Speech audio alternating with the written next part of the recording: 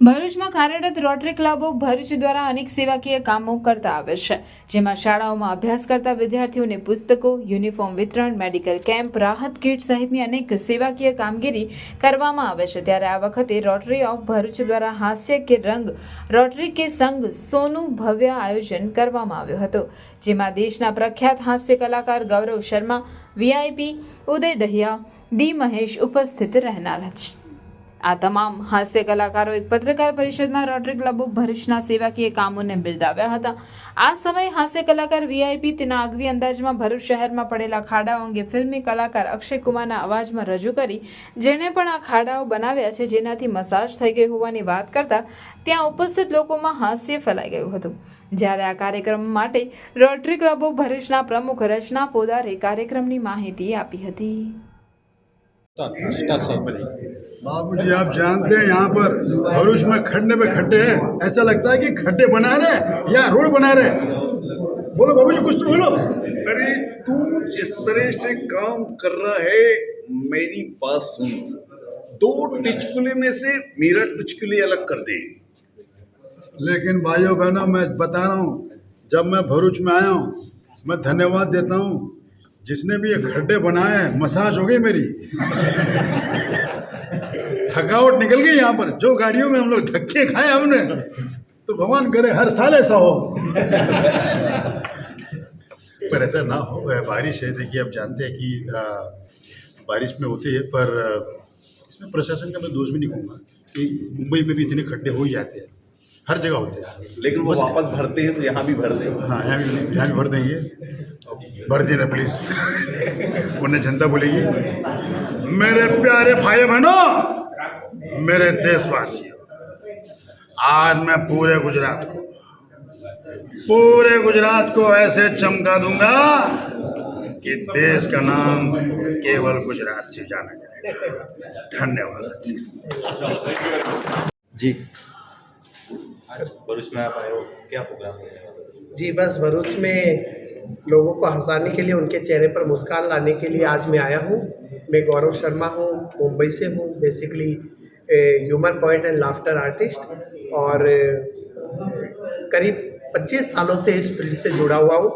तो आज हम भरूच में हैं आप सबके चेहरे पर मुस्कान लाने के लिए। Thank you. कौन से आर्टिस्ट आए हो? आज हमारे साथ है कॉमेडी किंग वीआईपी है, जो कॉमेडी सर्कस में 2 बार के विनर हैं। उदय दाहिया हैं, जो लाफ्टर फर्स्ट और लाफ्टर सेकंड में हमारे साथ रहे हैं और देश विदेश में जाते हैं, लोगों को हंसाते हैं, पॉलिटिकल सटायर करते हैं। डी महेश साहब हैं, जो बहुत सीनियर आर्टिस्ट है और जोनी आलारे में जिनकी परफॉर्मेंस आपने देखी है, कई टीवी शोज़ और सीरियल में जो आते हैं। तो आज 4 आर्टिस्ट हैं, मतलब 4 अलग अलग फ्लेवर हैं हमारे बीच में। Thank you sir. और स्टार है, लेकिन उनको पता ही नहीं है कि ये थोड़े दिन का होता है।